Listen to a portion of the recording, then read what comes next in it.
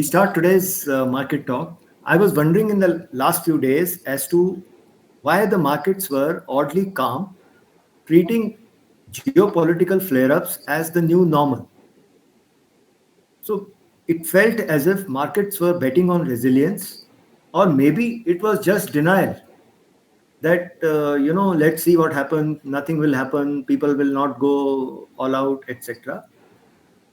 And markets may not have tanked, maybe because they feel that central banks will pump in liquidity in any negative event, as they have been seeing till now. But the issue out here now is that Fed and other central banks are stuck in a classic stagflation trap. Because as it is in the last FOMC meeting, what was said was that the GDP estimates have been lowered and the inflation estimates have been raised. So they have a difficult choice between popping up growth or taming prices. Hence, it is not a easy situation. So there is uh, some kind of too much of euphoria out right now, and which we will see how it plays out. So I had to change my headline. So US goes to war with Iran despite markets betting on stability. So US has completed an attack on three nuclear sites in Iran. Uh, it gave the US gave of markets on Thursday and Friday a flicker of hope, but Trump's track record of promises is rather shaky, and there have been whispers of regime change in Iran, backed by Israel and US, which have been doing a round for very long. So it doesn't seem that Iranians believed that, and that's why their response to the talks, etc., was not very encouraging. So now the attack has been completed. I will discuss as to what should be the impact and all that. Now, the war unleashed on Iran last week is stretching across days and probably weeks with more extensive goals. First is wiping out Tehran's ballistic missile arsenal, then taking out their multiple nuclear enrichment facilities and weakening the regime to a breaking point. Uh, both sides, Israel and Iran, know that the US intervention would be decisive as they bring in that good arsenal like bunker bursting ordnance, etc., powerful enough to penetrate the further nuclear facility. Now, we'll have to now see what happens from here. Now, what Iran is doing, this is very interesting. Iran is reportedly racing to get its oil out into the world. In the last few days, Iran has been driving up its crude exports because they need money to recoup all the losses they have taken. Energy and shipping industries are closely watching developments at Strait of Hormuz. Now I'll show you what is Strait of Hormuz. See, this is the Persian Gulf. It goes into Gulf of Oman. Now this choke point is the Strait of Hormuz. This is Iran's location. So that they are directly overlooking this strait through which nearly 20% of the global oil supplies flow through. Uh, this is the artery through which the world's energy flows. If it is blocked, it will have a huge impact on global trade. It could disrupt 20% of the global oil supply and trigger a global recession and decline in equity markets.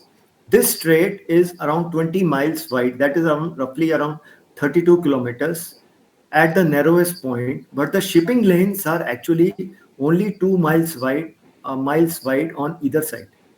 So the shipping lane is pretty narrow. Iran can shut the strait by mining, sinking of ships, rocket launchers, drones, etc. And forget about doing anything, even a threat will be enough. Just a threat and no ship will pass through that. And a multi-month supply disruption could cause the crude prices to rise more than $100 plus, as lot of brokerages and others are predicting. So Israel actually has been very careful in targeting Iran's export infrastructure. So if you see, they have not targeted that because nobody wants that kind of a threat. Uh, Now, talking about FOMC projections reflect stagflation concerns. US policy rates were left unchanged on back of tariff uncertainty and a resilient labor market. Now, Fed's GDP estimate for 2025 has been revised downwards to 1.4%, and core inflation has been revised upwards to 3.1%. So it is a classic stagflation scenario. Though US UK trade deal suggests that baseline tariffs could be around 10%, but that is still to be decided because July 9th deadline is also approaching. Progress on US China trade talk also indicate that there is a room for negotiation with the US. But tariffs uncertainty remains elevated. With now, everybody will be looking as to what happens on 9 July deadline. And I don't think the US is going to get into negotiation with each and every country and would be able to resolve this issue by July 9th. So there would be a baseline tariffs, probably 10% would be imposed on all countries. Now, what the central banks are doing is they are buying gold while trimming US dollar reserves. Now, generally, what happens is that in such times of uncertainty, the money moves into US dollar. But this time, the dollar, I'll show you, is going down because central banks are holding gold and trimming US dollar reserves. Nobody is going into US bonds. They're moving into other currencies and other assets all across the world. US dollar, which was seen as an ultimate safe haven, is behaving oddly in face of geopolitical and economic stress. And now what RBI is doing? RBI has slashed rates and flooded markets with liquidity, leaning hard into growth. So we have seen approximately a total of 100 basis point rate cut since February, with 100 basis point cut in CRR. But challenge lies in transmission because banks are not lending due to risk, and now they are actually parking funds with RBI itself, trying to take advantage of the reverse repo rate. And in addition, RBI also relaxed the project financing provisioning norms last week. So basically, they are leaning heavily into growth. So with so much of liquidity in the system, any price rise will be a big risk, and it will make the RBI to reverse its stance which they have taken till now.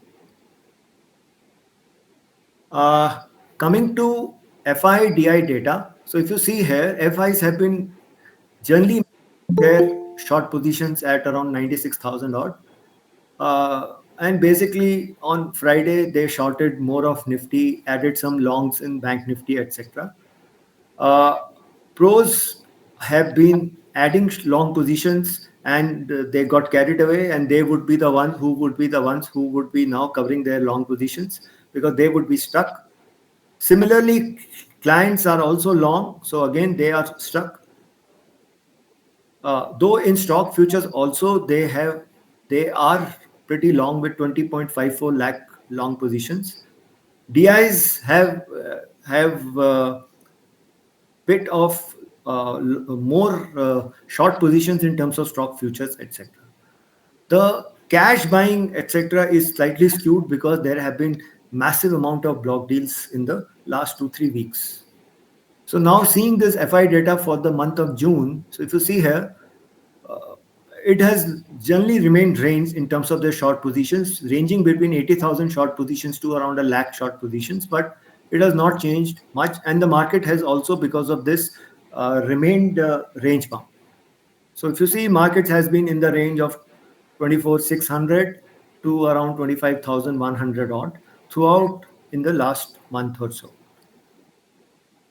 Now coming to US, US interest rate took the spotlight on Wednesday. Fed kept the policy rate on hold, but the dot plot showed 2 rate cuts. So the bond yields in the US came down a bit, but as the fight between Israel and Iran intensified, Trump said that he will decide within 2 weeks, so the markets rejoiced, etc. But now, once the US has launched an attack, we'll have to see what is the impact. Now the dollar, as I told you, has been weak. It has not gone up. It is below 100, and it remains vulnerable to sell-offs. Till the time it is below 100, weak dollar suits US, as they struggle to kickstart the US economy. So they will actually prefer it, and it will help them in their trade negotiations also. So the joker in the pack would be Brent crude. It had gone up. So last week it didn't really show much of movement. Was only up around 1.95%. But now we'll have to see, because this remains the most sensitive commodity as far as geopolitical tensions are concerned. Right now, the situation is very fluid, and it is very difficult to say what may happen. But I think we will see some spike as this Gulf, Persian Gulf, and Strait of Hormuz remain pretty vulnerable to disruption. Gold corrected last week around 1.84%, basically on talks about peace and talks and others, etc. But I think this should again spike now. Silver again, similarly, it will also spike. It had gone up, it corrected, but till the time it is above this previous high of around 35 odd, $35 to an ounce, it will still keep going up. Copper is also stuck at the top of the range, but I think all these metals, if the growth in the world is going to slow down, then the demand is going to be less, so it should fall. All the metals should fall, though the weak dollar is helping them. Now the Bitcoin corrected last month or so it has corrected, but last week it corrected 2.05%. And as I was discussing, all the cryptos are, because of this escalation of conflict, etc., are correcting. So other than Bitcoin, rest of all the cryptos which are traded are down around 5%. So S&P 500 didn't move much. So this was one of the concerns, that despite all these issues, it has not corrected. It was just flat. Similarly with the Nasdaq, again, nothing much happened. And Dow Jones also generally flat above the 20 EMA on the weekly chart. So seems to be decent now. Now coming to India, the India VIX has come down, but I think it will go back up again. It has come down pretty for all days last week. So all 5 days it has come down, and has come down to 13 level. So I think it will again go up a bit as more short positions get created and more people buy puts right now. Nifty, if you see here, it was up, strong green candle, up 1.59%. The key issue is that it had to break out above this 25,200 level, which it didn't go above that, but it has recovered. So but this was a candle which was engulfing, so nothing much can be made out of this. This is more like a no trade zone right now. So if it can go down and test this level of 24,500 odd, 24,500, or go up from here, depending on how the situation evolves from here. Coming to the daily chart, so if you see here, this was the point at which the breakout in the Nifty took place. So from here, we have seen a constant uptrend once the Nifty had cleared the 20 EMA on the daily charts, the decisive basis. So after this, we have seen all uptrend. Again, this previous high remains the bottleneck. So it has to go above this to test the all-time high, which we have seen till now. See, coming to the hourly charts. So we saw a big dip over a period of time, then a gap down last Friday, but it rose above that. And then after that, Nifty was kind of flat. And then on Friday only, there was some short covering, and it again went above the 25,000 level. In my opinion, the last 1 hour was more of end of the week issue where people were closing their short positions, etc. So nothing much can be made out. With what GIFT Nifty and other things are indicating, the start would be below 25,000 on Friday. So on Monday, sorry. So let's see what happens. So we have seen only basically 1 day of weakness which was on last Friday, due to this conflict. And then market has tried to make an effort and has tried to recover lost ground. So let's see what happens from here. The biggest negativity came on Thursday actually when everything fell, and Nifty went below around 24,800 level, uh, and Bank Nifty, mid and small caps, everything took a sharp knock.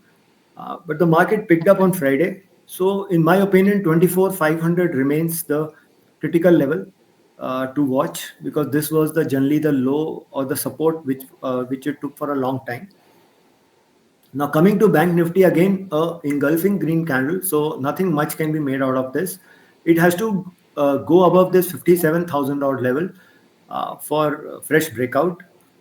On the daily chart, here again, similarly, there was a breakout here and then it went up vertically.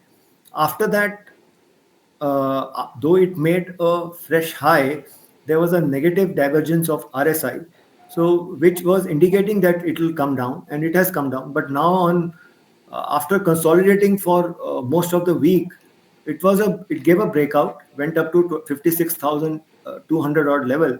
So for some more upward movement, this 57,000 has to be taken out. The support is at around 55,000 level. So if this should be a stop loss. Otherwise, this looks promising. Uh, uh, the spike was basically led by in the last Friday was basically led by HDFC Bank. It saw higher volumes and decisive big green candle. So because of the uh, positivity due to the HDB IPO also. So we have to watch this because this is used to take the markets up. The other stock which was used was Reliance on Friday. So Reliance was up around 2.3% on Friday, again with good volumes. So and it has taken support at 20 EMA and it went above that. So it didn't breach that. That was positive. So let's see what happens with these two stocks. That will drive the Nifty issue, and rest of the markets will have to see what happens. For mid caps, till the time it is above this 12 mid cap select 12,800 odd level, it is positive because it is above this declining trend line, which was there was a breakout from here uh, around 2 weeks back of mid caps. But if this breach, then it will go down and test this 12,200, 300 level. Similarly, with small caps, it is made two negative weeks, was up down around 1%, but nothing much can be made out of this. So if it goes down, then we have to see the level to see would be 17,200 odd. But it will all depend because we are getting into the last week now. So there would be pretty high volatility because a lot of positions will be closed, etc. This week. So now, coming to the conflict part, as my opinion is, uh, if you see the over a long term, Trump has guaranteed that Iran will be a nuclear state at least 5 to 10 years from now, and particularly if they are able to do a regime change, the new regime would be aggressively nationalistic and definitely will take place. I'll give you the reasons also. And actually, what has been achieved is just a strike we have seen, but what has been the result, etc., is not known. Because most likely, with so much of warnings, Iranians would have moved out sensitive stuff from the Fordow, including their stockpile and enriched uranium. And actually, you don't require a very big facility to create a bomb from all this stockpile of enriched uranium, which takes number of years to gather or to make. Because weapon program is much smaller than any industrial scale energy program, and they can do it at any place in the country. It's a very large country, so it will be very difficult to watch. Also, what happens is that now once if they get out of NPT, then there would be no control over their nuclear issues and nuclear energy progress, etc. uh, the other ramification would be that other countries in the region would be also thinking about having a nuclear deterrence, because everybody will be thinking that this is the only way, otherwise they can be bombed anytime. Though, if you have seen this conflict, Israel prefers a nuclear Iran, which is isolated, contained, impoverished through sanctions, and cornered with bad relations with the West. So the they want to actually degrade Iran's capability to be a big power in in the region. So real picture will emerge if what is going to happen as to what will be the response of Iran to this issue. We have to wait and watch. But till the time everybody is waiting and watching, and in this uncertain environment, the markets will be first sell, and then people will like to see what happens. And in this situation, I don't think any negotiations will take place now, because nobody will believe, and they will not respond to any trade talks, etc. right now. Uh, so we'll have to see what happens now, because you can't do actually a regime change by just bombing people. And if in case the ground troops have to go in, then it will escalate the conflict to a much higher level. So we have to be careful about this issue. As I told you, the objective of Israel was to constantly degrade Iran and go after their leadership, knowledge base, that is scientists, etc., and kind of promote a civil war and among the minority groups, etc. So let's see how it plays out, because a tactical military success doesn't translate to a strategic win. So we'll have to see. The world will tell us whether the damage has been done to the uh, nuclear capability, nuclear stockpile, no, nuclear stockpile, or to an empty cave. So we'll have to see that. Uh, Most likely, in case the conflict escalates and the US gets dragged into an all-out conflict, which actually Israel desires, it will actually take the markets lower. So, in my opinion, this is just the beginning, and we'll have to wait and watch and see how it goes from here. Now, I'll cover two stocks, very critical stocks. Tarun, just before you come to stocks, just one quick question. Anji sir. Does Iran have any other alternative to exports its oil other than the Strait of Hormuz? Huh. They don't have. So that is the point. That's what I was telling, that if you degrade them so much that they have nothing else to do, then will they break because they are trying to export as much oil as possible. But in case your credibility as a nation, your uh, thing is under threat, then you will first create a problem for others and then think about yourself, because right now the nationalism will be pretty high. So that's what I was saying. We'll have to wait and watch how it goes through. Though there was a talk about pipeline from Iran to Russia and China, etc. But it's nothing much has happened out of that. So this we'll have to see how it plays out. So this is the only thing which is kind of unknowns right now. So the doubt which comes to my mind is that why will Iran try and choke its own export by making the Strait of Hormuz unsafe for others? That is why I was telling, sir, that Israel has not attacked the Iran's energy export resources till now, because they are also trying to stay away from that and not target that, because that will have big ramifications. So it's a wait and watch issue, but it's a threat, because we don't know because how it goes up, and if the country's own existence is at stake, the leadership is under pressure.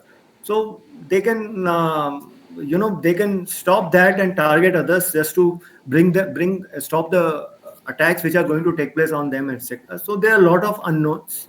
Yeah. Let's see how it happens. Yeah, thanks, sir. So let's talk about Schneider Electric. It's a global industrial technology leader, bringing world-leading expertise in electrification, automation, and digitization to smart industries, resilient infrastructure, future-proof data centers, intelligent buildings, and intuitive homes. Now, why am I covering this talk is all the capex which has taken place and all the digitization which has taken place is in generation of power and transmission of power. But in distribution, it is not that much. So distribution network capex would be the next critical driver for grid capex growth. Continued expansion and upgrade of India's grid infrastructure, along with focus on expanding low and medium voltage distribution networks, switchgear, transformers, and intelligent breakers, is the next step. They are doing capacity expansion in circuits and breakers. Positions it will well to it will position it well to ride this demand requirement or wave. They have a Vadodara switchgear plant with a capacity addition of 6,000 panels to an existing 8,000 panels, and Kolkata breakers plant with an addition of 45,000 breakers to an existing 5,000 breakers. So they are doing a big amount of capacity expansion, and it's a MNC. It can be a potential beneficiary of government-led schemes such as Revamped Distribution System Scheme (RDSS), which provides financial support for smart metering and other upgrades of the distribution infrastructure.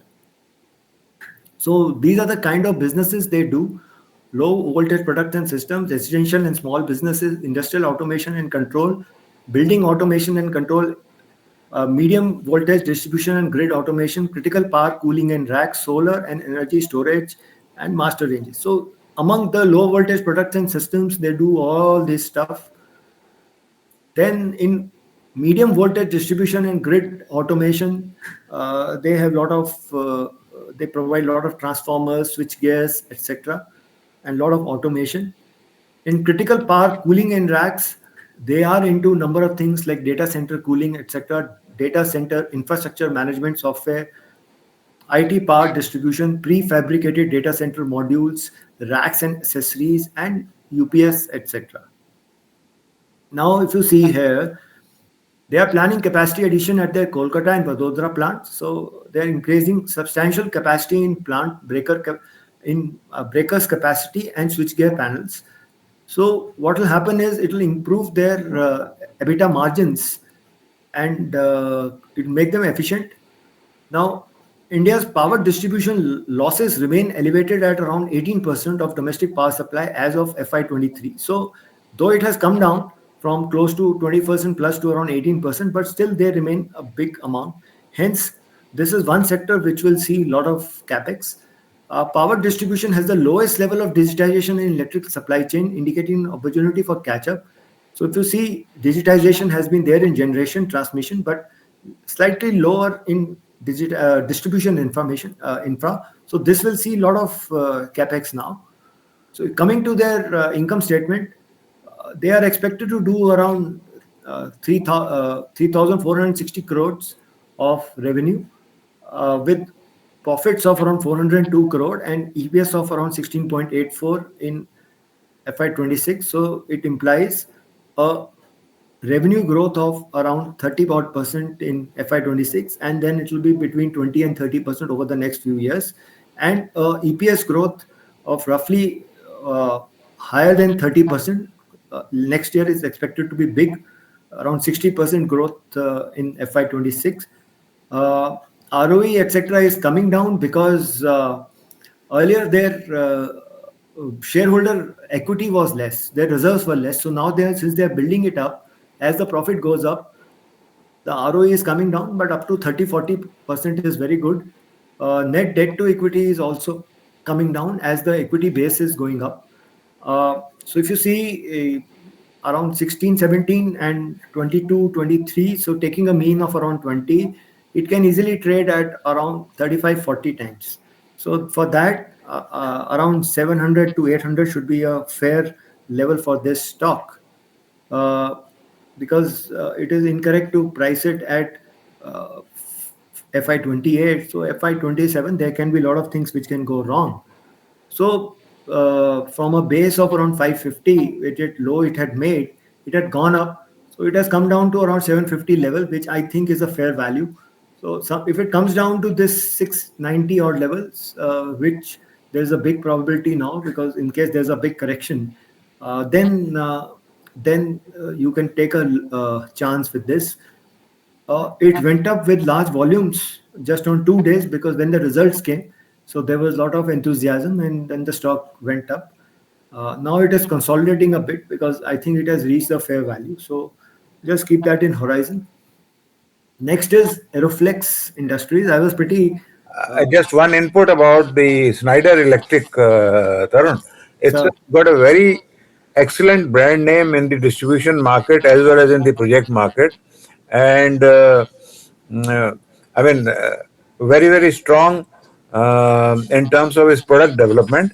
The only thing is always been very expensive, and I think price to book. I think what you were showing something like 32 or 33. That's hugely expensive, but otherwise, excellent stock. Hanji. So that's why now the focus is shifting into distribution part Yeah, uh, and less into transmission, because you've seen the transmission space. All the HVDC people like Hitachi, GE Vernova, etc., have already moved. yeah, So now the next set of capex will move into these people because there are a lot of transmission losses taking place.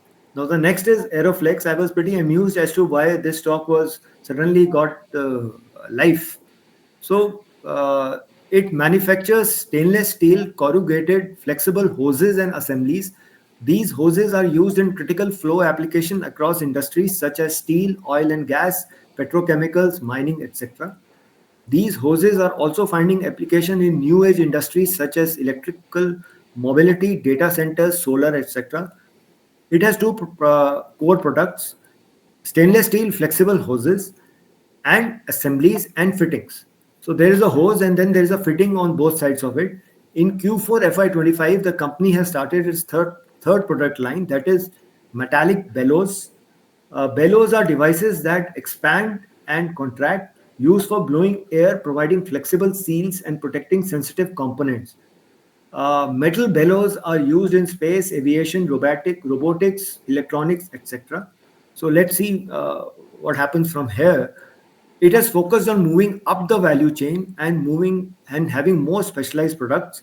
In order to do so, they have focused on forward integration, wherein they supply assemblies, that is hoses with fittings welded to customers. So they had hoses and fittings. So now what they're doing is they're supplying uh, welded fittings to hoses to the customer. So what happens is it helps them in their margins, because fittings are better margin business. Margins in the export market are higher by 150 to 200 basis point when compared to domestic market, which aids in margin expansion. It has a cost advantage of 20 to 25% as compared to manufacturers from Western nations like USA, Germany, etc. Uh, 70% of the product demand comes from replacement market, while the balance 30% comes from new projects. It has increased its capacity for hoses by 50% from 11 million meters to 16.5 million meters between March 23 and December 24. At peak capacity, this segment has a revenue potential of around 550 crore. Right now, they are doing around 400 or 450 crore. The company plans to add another 3.5 million meters by March 26. Additionally, it has started its new metal bellows plant in December 24. This plant has a revenue potential of around 80 crores. So these are their products: corrugated stainless steel hoses and stainless steel hose assemblies, gas hoses, solar hoses, fitting and connections. So these are the fittings which they provide to hoses: interlock hose, high pressure hoses, etc.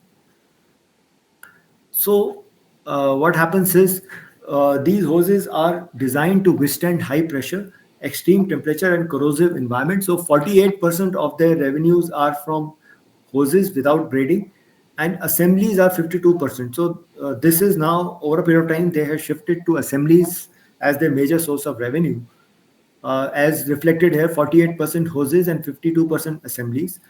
Uh, Domestic sales are only 26%, so the major sale is exported, 74%. Geographical split, if you see, Europe 30% and US or South, North and South America is 56%, and that is why there should be a concern about on tariffs on this issue, and rest is there to Asia, Africa, and others. Industry split: steel and metal, oil and natural gas, petrochemicals and chemicals, refinery, mining and drilling, new age industries, and others. So the largest uh, sale is to steel and metal, oil and natural gas, and to petrochemicals and chemicals, and other industries, new age industries, and others like which are now coming up.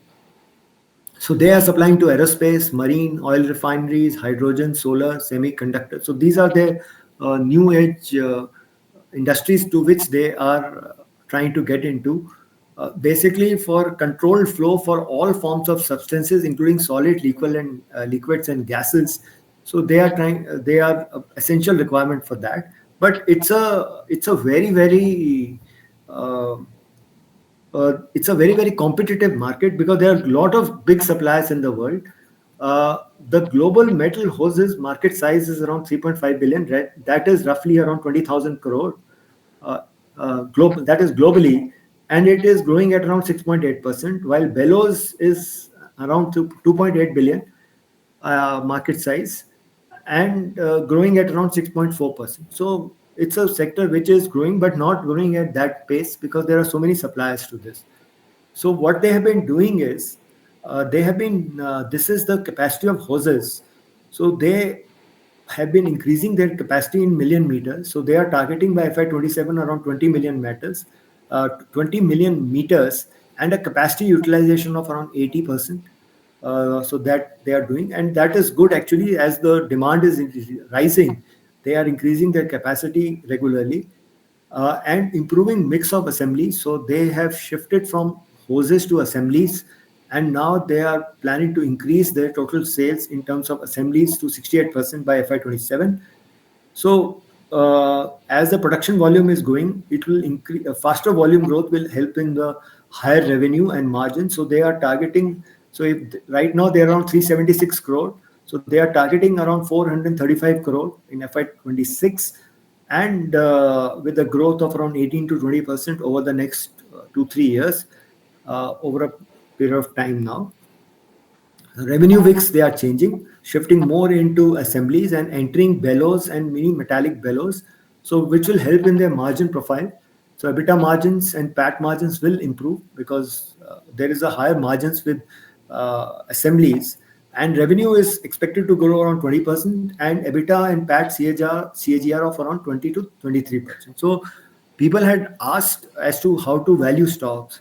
Now if it is not cyclical, like these kind of companies which will grow at a regular pace, so what it firstly you must understand, if I'm saying they are growing at 19% CAGR and the demand in the world is growing at around 6 7%, that means they are gaining market share because of their better pricing and pricing power as compared to the countries abroad or the fact companies abroad. Hence, so they are gaining market share. And if their PAT CAGR is around 23%, you can always value this company at around 1 to 1.3 times. So roughly 30 35 times should be a decent price to earning ratio for them. So at lower levels, it should come down to around 25, and at higher or in exuberant times, it can trade at around 35 times. So they are expected to do around 553 crore, growing at around 20%, and maybe higher in FY27 as they increase their capacity. EBITDA margins are also expected to improve as they improve their product mix, and profit after tax is expected to grow around 25% and later around 44%. So they are doing a EPS around 5 and expected to do around 7.3 in FY27. So as I told you, at 5 times, they can maximum should trade at around 35 times. And if you take 7 at 35 times, around 210 or should be 210, 220 should be a decent level for this stock. Its net sales are growing at 20% and PAT is growing at around 25%. It has no debt. It's a zero debt company, so they have good cash flows. So that part is good. ROE, ROC is improving, etc. So what happened with this stock is that it again, like I showed you with Schneider Electric, 2 days of buying, maybe some fund house buys it with good volume, so it goes up, then it consolidates, and again now it has gone up in the last 2 days with very heavy volumes, much double than what happened here, and it went up to around 217.80. Uh, yeah, it went to 216.84. That was a high it made on Friday, and I think the better point to get this stock is around 170 odd level because most of the good things are priced at 7 rupees. With so much of uncertainty, 7 rupees FY27 uh, EPS. around 30 to 40 times. It's around 210 or 35, 220, 30. So right now it is getting fully priced. So we'll have to wait for some correction to get this stock. So I finished. We'll take questions now.